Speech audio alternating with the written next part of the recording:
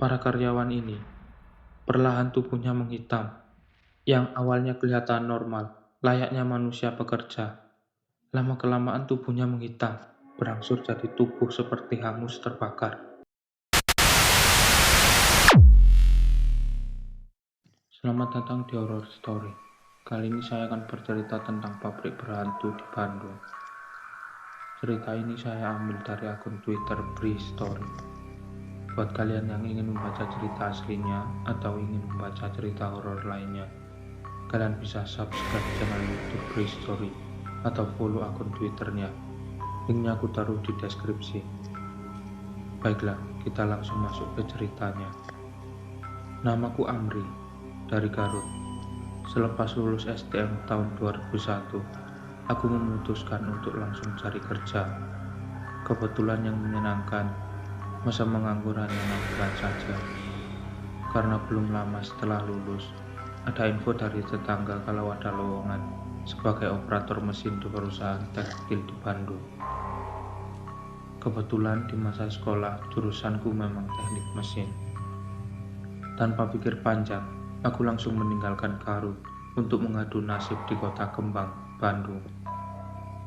Perusahaan tempatku bekerja ini sudah berdiri sejak tahun 70-an. Ketika aku sampai di sana, terlihat dari bentuknya memang bangunan lama dan gedung tua. Perusahaan ini letaknya di Bilangan Cisadane.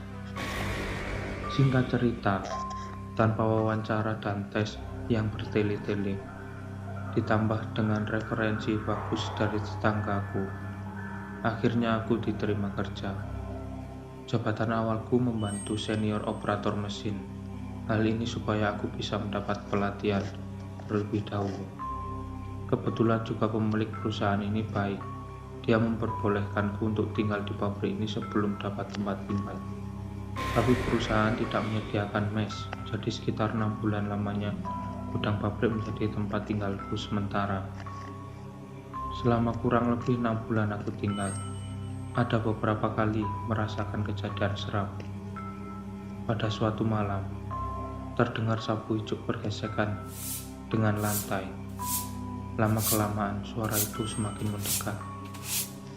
Dengan perlahan aku bangkit dari posisi rebahan, kemudian duduk bersandar pada dinding. Waktu itu gudang sangat gelap, karena aku sengaja gak menghidupkan lampu. Hanya mengandalkan lampu luar yang cahayanya masuk melalui jendela kaca. Aku mulai mendengar suara langkah kaki, selangkah demi selangkah. Langkah ini terdengar seperti kaki yang menggunakan sandal karet, sehingga ketika bersinggungan dengan lantai semen menimbulkan suara khas. Langkahnya sangat pelan, begitu juga proses menyapunya. Aku waktu itu sungguh tegang dan ketakutan mendengarnya. Suara sapu ijuk dan langkah kaki makin jelas. Detik berikutnya, ada suara lain lagi yang belum pernah aku dengar.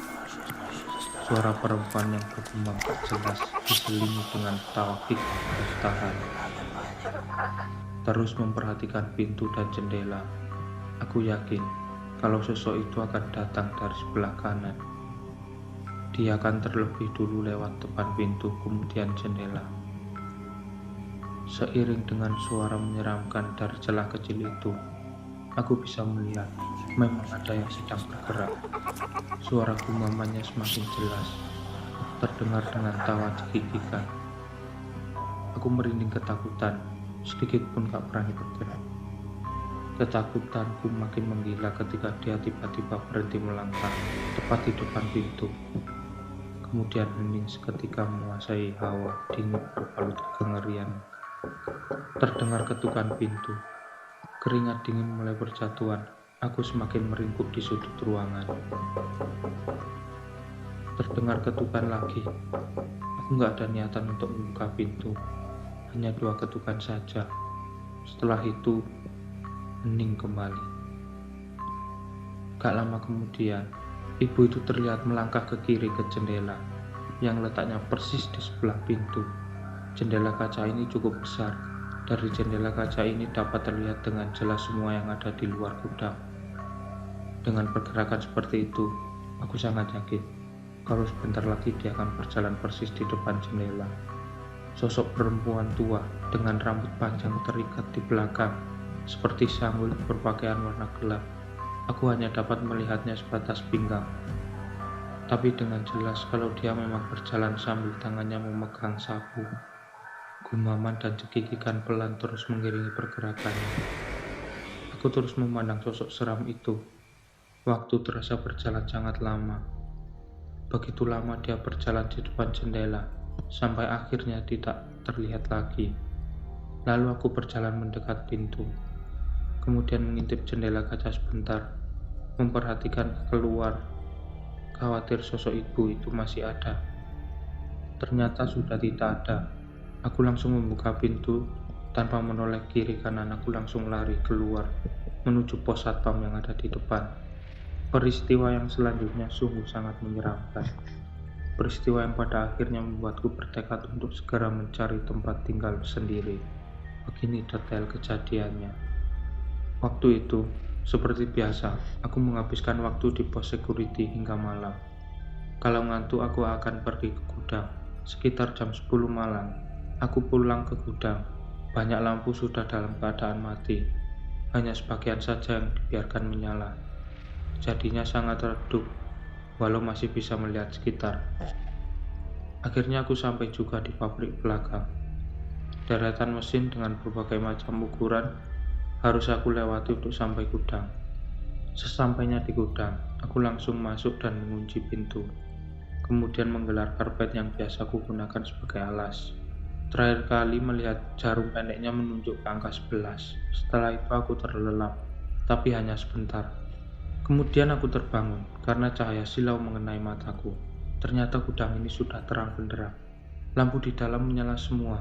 Siapa yang menyalakan lampu? Apa aku bangun kesiangan? Pikirku. Setelah itu, aku melirik jam dinding. Ternyata masih jam 1:30 pagi. Aku lalu duduk sambil mengucek-ngucek mata, coba mengumpulkan nyawa. Kemudian ada pemandangan aneh.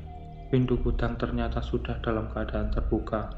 Padahal aku yakin kalau sebelum tidur sudah menutup dan menguncinya. Kenapa sekarang malah terbuka? Di luar juga sama. Pabrik yang berisi mesin-mesin ternyata dalam keadaan terang benderang. Lampu nyala semua. Ada apa ini? Apa ada pekerjaan mendadak yang harus dikerjakan segera? Atau apa? Sumpah, aku kebingungan.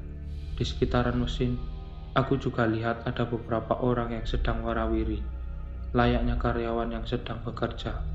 Ketika masih bingung, tiba-tiba ada orang yang melangkah masuk gudang, berseragam karyawan pabrik. Aku lalu berdiri dan bertanya ke orang itu, "Pak, memang ada produksi malam ini?" Orang itu gak menjawab, dia hanya diam, sambil terus mengerjakan entah apa yang sedang dia kerjakan. Kemudian aku kaget, setelah tersadar kalau sama sekali gak mengenal orang itu. Aku belum pernah melihatnya di sini. Lalu siapa dia? Tidak lama, orang itu lalu pergi keluar. Masih kebingungan, aku lalu mengikutinya keluar. Ternyata dia menuju ruang mesin. Di depan pintu gudang, aku berdiri diam, memperhatikan seluruh isi pabrik. Lampu menyala semua. Beberapa orang terlihat bekerja, mengerjakan tugas layaknya ketika sedang dalam proses produksi. Pemandangan yang normal ketika sedang ada kesibukan di pabrik. Kemudian aku berjalan pelan meninggalkan gudang, sambil terus memperhatikan sekitar dengan kebingungan. Semua orang kelihatan sibuk, tanpa sedikit pun memperhatikanku. Tepat di tengah-tengah pabrik, di antara mesin-mesin, aku berhenti melangkah. Karena lagi-lagi menyadari sesuatu. Ternyata, dari wajah-wajah orang yang seliweran itu, gak ada satupun yang aku kenal. Namun, mereka berseragam layaknya karyawan pabrik. Siapa mereka ini? Orang barukah? Aku masih terdiam memperhatikan semuanya, tetap berdiri di tempat. Kemudian, tiba-tiba, sesuatu yang mengerikan mulai terjadi. Aku melihat kalau mereka, para karyawan ini, perlahan tubuhnya menghitam. Yang awalnya kelihatan normal, layaknya manusia bekerja. Lama-kelamaan tubuhnya menghitam, berangsur jadi tubuh seperti hangus terbakar. Makin mengerikan lagi, karena tubuh mereka juga masih terlihat berasap. namun masih terus bergerak layaknya orang yang sedang bekerja.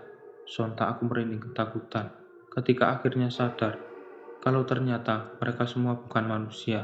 Di tengah kepanikan, tiba-tiba pabrik yang tadinya terang benderang mendadak lampunya mati semua, jadi gelap gulita seperti semula. Tapi sosok-sosok seram itu masih terlihat terus bergerak. Beberapa detik kemudian, mereka tiba-tiba berhenti bergerak, lalu perlahan membalikkan tubuhnya. Semua jadi menghadap ke arahku.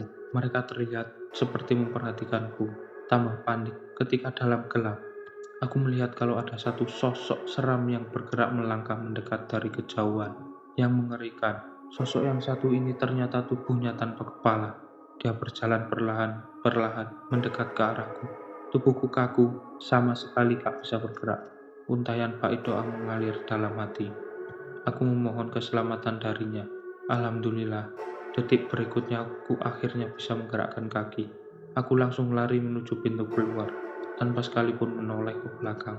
Lagi-lagi pos satpam menjadi tujuan. Selesailah teror malam itu. Peristiwa yang sangat mengerikan. Saat itulah aku memutuskan untuk segera mencari tempat kos untuk tinggal. Itulah Trade Horror dari Bristory. Terima kasih yang sudah menonton. Jangan lupa tinggalkan jempol kalian. Bagi yang punya cerita horor, kalian bisa kirim lewat email yang ada di deskripsi. Sampai jumpa di cerita horor selanjutnya. Terima kasih.